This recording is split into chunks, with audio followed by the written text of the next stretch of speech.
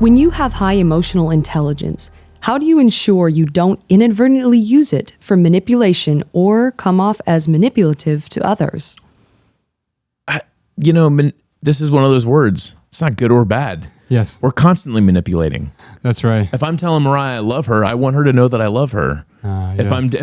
If I'm doing something for her, making a meal or whatever it is, that like I'm going on my way, taking her out on a date, I'm manipulating her. Right. But it's not in a disingenuous way. So maybe that's the question. It's not coercive either. Right. Manipulation is often coercive, and that's how you would unlove someone, is to coerce them into doing something that they don't want to do. Trying to change them actually means you hate the person. If you want someone to change, you don't love who they are. And therefore, it's an unloving posture. Now, one might actually make the argument here that to coerce someone or to manipulate someone in the way that Caitlin's talking about is emotionally unintelligent anyway. Because if you're intelligent enough emotionally, then you'd have no desire to manipulate others, because what you're doing when you manipulate them is saying, I need to have power over you. I need dominion over you in order for me to be happy. Or here's a lot of hubris, which is really emotionally unintelligent, is, oh, I know what's best for you. Even though if you don't recognize it, I know what's best for you. I know if we just make these decisions together, this would be better for you. And maybe it would, but a man convinced against his will is of the same opinion still. Yeah. Dale Carnegie. It makes me think of, there's this show called The Shrink Next Door with Paul Rudd and Will Ferrell. Okay. It's really good, man. And it's a true story about the shrink who manipulates a patient, basically. I saw a billboard for this at one point. Yeah. And the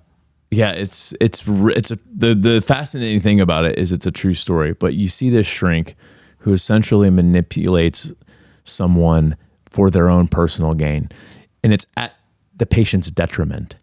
So what you just described was exactly how it comes across. I know I'm the one who knows what you need. You don't know what you need. And that, I think that is when manipulation turns evil in a way, really, or it turns into coercion, is when you are putting someone else when you're doing something, making someone else do something at their detriment for your own personal gain. Like, that is where you can look at it and be like, okay, this probably isn't the right thing to do. Yeah.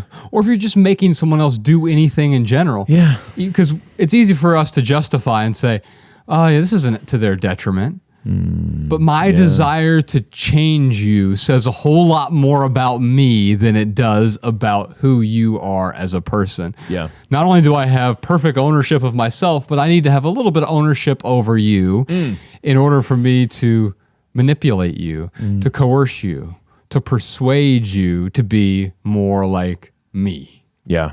All kinds of hubris in that. We got to be careful. And if we let go of the hubris, we let go of the desire to change other people. Now, why do we try to change other people? Is because quite often we're so afraid of looking inward and changing ourselves. It's so much easier to change Danny or Malabama or Jacob or Podcast Sean or Jordan. Well, in theory.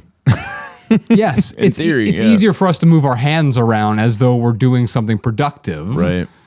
As though being productive was the goal in the first place. It's absurd. We don't want to be more productive, especially with the people in our lives. The people in our lives are not products, and our love is not transactional. Coercing someone is trying to change them to meet my standards. Yeah. But what if they have completely different standards from me? They have different desires. They have different interests. They're a completely different person, and they are complete without me. I don't need to drag them where I am. You mentioned compassion earlier. What does that mean?